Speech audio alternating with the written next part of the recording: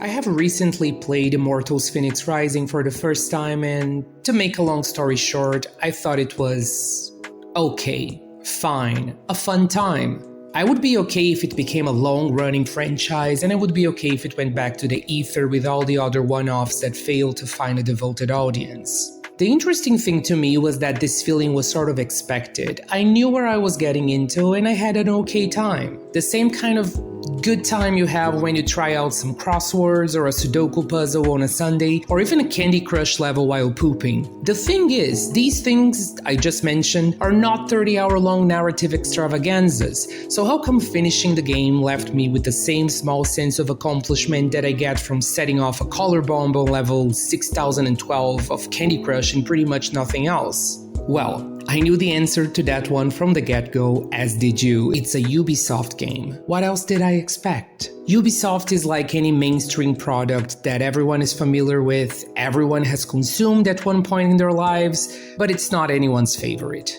Like, Maroon 5 is the Ubisoft of music, Transformers is the Ubisoft of movie franchises, Rum and Raisin is the Ubisoft of ice cream flavors. My point is, Ubisoft isn't as hated as, say, EA or Nickelback, but it also doesn't have the rabid following that Mint Chocolate Chip or Nintendo have. For instance, I don't really consider myself a Ubisoft mega fan, so why have I played so many of their games? Here's a list of all the Ubisoft titles I have bought or played since the PS3 360 era, because anything before that is simply too hard to track without trophies. Assassin's Creed, Assassin's Creed 2, Assassin's Creed Revelations, Assassin's Creed 4 Black Flag, South Park The Stick of Truth, Watch Dogs, Watch Dogs for the PS3, that was an experience, Assassin's Creed Unity, Assassin's Creed Origins, Watch Dogs 2, Assassin's Creed 4 again, Assassin's Creed Liberation, South Park The Stick of Truth again, Far Cry 3 again, Far Cry 4, Far Cry 5, Far Cry New Dawn, Immortals Fenyx Rising, placeholders for Assassin's Creed Valhalla and Far Cry 6, which I will obviously get to eventually. Whew. I'm exhausted just looking at this. How is it possible that I have played dozens of titles from a company across multiple decades and I don't consider myself a fan? I have played like 3 Atlas games and maybe 6 RGG titles in the past 5 years alone, and I'll eat up anything they put out in the future with a smile. And I know that's an unfair comparison because these are specific studios within Sega, and Ubisoft is a major publisher with dozens of subsidiaries working for them. But that right there is something worthy of notice. I can easily name teams within Sega and their works are easily identifiable. What about Ubisoft? Can anyone really tell if something was made by Ubisoft Montreal or Ubisoft Toronto or Ubisoft Quebec or Ubisoft whatever Canadian city you can think of? I don't think most hardcore gamers can, let alone more casual fans who can't tell a Sony exclusive from an Xbox One. That wasn't always the case. Once upon a time we could easily tell Assassin's Creed apart from Far Cry and I assume Rainbow Six. I wouldn't know, I haven't played a Tom Clancy game since the original Splinter Cell 20 years ago, so yeah. But anyways, each Ubisoft property used to have its own distinct flavor, and then all of a sudden everything became a big-ass open world with level gating, XP to be earned, skill trees, and loot color-coded by rarity. Far Cry with level gating! That's an abomination right there. I can't exactly pinpoint when every Ubisoft franchise became a single entity, but the canary in the coal mine might have been enemy levels on Assassin's Creed Origins in late 2017. I remember being really weirded out by that. And then we got Far Cry New Dawn in early 2019 with the same leveling thing I mentioned before, and from what I checked, the Rainbow Six games have also adopted leveling and XP as did Watch Dogs. Why though? Well, if I were to be charitable, diplomatic, and nice to Ubi, I could say that it has to do with their creative process, as you can see on their website. At Ubisoft, we take pride in encouraging our teams to be as creative and innovative as possible. For us, creating a game isn't a formula to fill out, it's an opportunity for our talented teams to experiment, learn, and collaborate with team members from all around the world. Over the course of the development process, teams are encouraged to enrich their initial ideas and follow their inspiration wherever it leads. Exploring new ideas can even help provide development solutions for our other projects, which is why we encourage bold, new ways of thinking and problem solving. If you were able to keep a straight face after hearing these bold claims, congrats, you are more strong-willed than I am. So, I guess we could say that Ubisoft games are affected by some sort of cross-pollination of ideas, like, say, Ubisoft Quebec comes up with an interesting skill tree mechanic, and then Ubisoft Sofia thinks that idea is fire and implements it as well, and so on and so forth, right? Like, come on, let's be real, it is about money. Ubisoft has made a shit ton of money selling XP boosters and what have you. Starting in 2018, it started making more money from selling microtransactions than from selling digital games. Yes, you heard it, more money from microtransactions than games.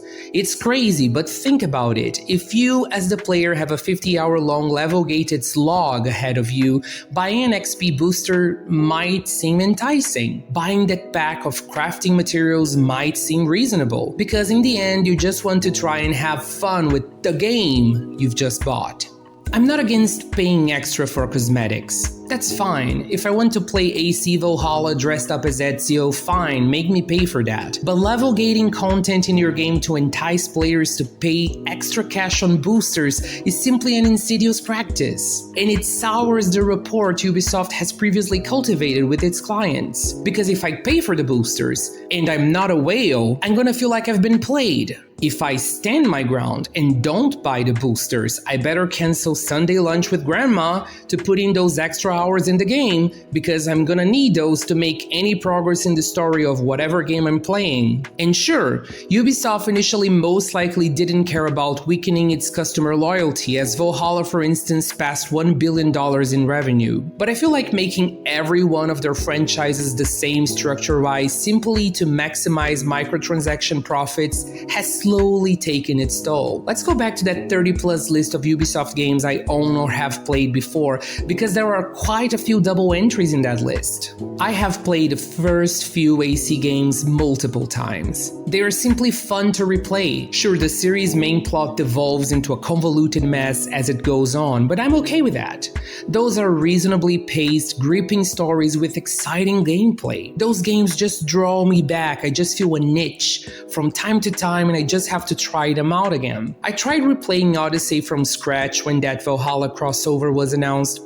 Maybe last year, I don't remember. I thought it would be fun to try and play as Cassandra, since in my first playthrough, I went with Alexios as the main character. And I played the entirety of the content in that starter island, and it took me like 5 hours for the title card to show up. 5 hours. I was overcome by this feeling of dread. Like, it dawned on me that it was gonna take me dozens of hours to finish the tutorial and get the story going. There is no replayability there. To add insult to injury, every other one of their major titles feel the same now, so this sense of dread never really goes away when you fire up a Ubisoft game, even the ones you haven't played before. That's why I need some time between Ubi titles. I gotta play other games between them, because playing something like Watch Dogs Legion and AC Valhalla and Immortals Phoenix Rising back-to-back like Ubisoft expected people to do back in 2020 feels like work. And entertainment shouldn't feel like that. The hours we put in a game or any other form of media is precious. It's our free time. I could be sleeping or going out with my girlfriend, playing with my cats, getting ready to go to the gym and giving up at the last second. I don't want to feel like I'm working when I could be doing those things. I guess that's why people are experiencing Marvel fatigue and Star Wars fatigue and overall Disney fatigue right now as well. There's just too much stuff, and people are getting tired of not having their time be respected by entertainment companies, which leads us to disaster. With this deluge of samey games, it is no wonder Ubisoft lost a fifth of their market value in the past year and have cancelled 7 games, including some unannounced ones. Tell me on the comments below which ones you think are dead. My money is on Watch Dogs as a franchise being done. Sales are surprisingly low, their director says. Well, I can attest to that. I tend to wait until their games are dirt cheap and all the 50 different DLCs they release per title are all packed neatly into a deluxe edition or ultimate edition or definitive edition or definitive edition but for real this time. I mean, I got Far Cry 5 and all of its DLC last year for 85% off, and it even came with Far Cry 3 remastered as a freebie for some reason. Do I feel like I lost much by playing the game for the first time in 2022 instead of 2018? No! Am I doing exactly the same thing with Far Cry 6 right now? Yes, I'll probably play it in 2025 or something, and I don't feel like I'm missing out at all. Does it look fun to face off against Giancarlo Esposito in Not Cuba? Sure. Is that a must-play on day one? Obviously not. Everything Ubisoft releases is a standalone now. You can take your time and wait for a sale. The bugs will have been ironed out by then, and like I said, you even get some freebies along the way. Long gone are the days of ongoing plot lines like the ones with Desmond or the forever unnamed prince, which would spark interest in online theories that made you think you had to check the game out day one. In trying to guarantee that their flagship titles are great entry points for newcomers at all times, Ubisoft lost their place in water cooler conversations. Their games can wait. Like I said before, I haven't played Esquivel or Far Cry 6 yet. Will I play them eventually? Sure, but I don't feel that urge to play these games immediately. If you were to tell me in 2015 that there was a new AC game available in 2023 that future me simply hadn't bothered playing, I would assume future me had lost his mind. Flash forward to 2023, and I will honestly probably replay AC Rogue before I get to Valhalla. I noticed that Rogue is on the Ubisoft catalog on PlayStation Plus, and I'm feeling that nostalgic replayability itch I mentioned before. It's crazy for me to think that I would ever feel apathy towards franchises that not long ago I could say I loved, but here we are. And the other recent Ubisoft titles haven't been setting the world on fire as well. Mario plus Rabbids 2 underperformed. There is also some Battle Royale thing, I don't even remember if it's still on or not. Then there is that other game about extreme sports or something. Hell, there's probably even some other live services I can't recall. To make things worse, this doomsday scenario doesn't seem to be improving in the immediate future. Their NFT thing is dead in the water despite what their website might suggest. Skull and Bones and Beyond Good and Evil 2 have been in development hell forever. That Prince of Persia Sands of Time remake is on ice, let's be real. But hey, at least they have that Star Wars game coming. Too bad people are getting sick of Star Wars right now, so when this game finally comes out, it may come and go without anyone really caring. We haven't seen any gameplay footage from AC Mirage yet, and there are other 5,000 announced Assassin's Creed games on the pipeline. How do I feel about all of that? Okay, fine. I'll probably have an okay time with each one of them 3 years after their release date. Ubisoft Open Worlds just triggers something in my lizard brain that I can't resist, like a clickbait thumbnail, a train wreck, or greasy fast food. What can I say? I'm simple. But I'm working on it. In Immortals Fenyx Rising, for instance, I tried to ignore anything that looked like an insult to my time. Maybe if I keep doing that, I'll be able to even have a slightly fun experience in the future instead of a merely okay one. The sky's the limit!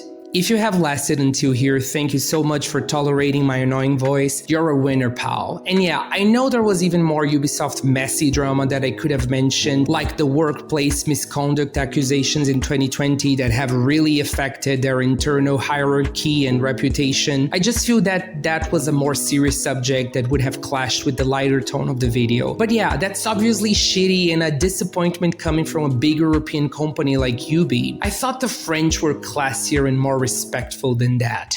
Oh well. Ubi, if you're listening, I'm sorry I compared you to Maroon 5. I know that was too much, I crossed the line there. If you sent me review codes for AC Mirage, I would appreciate it very much. Sorry. For everyone else, like, subscribe, share, click on the notification button, and comment down below what has been your biggest worry Ubisoft-wise. That's it, I'll see you when I see you.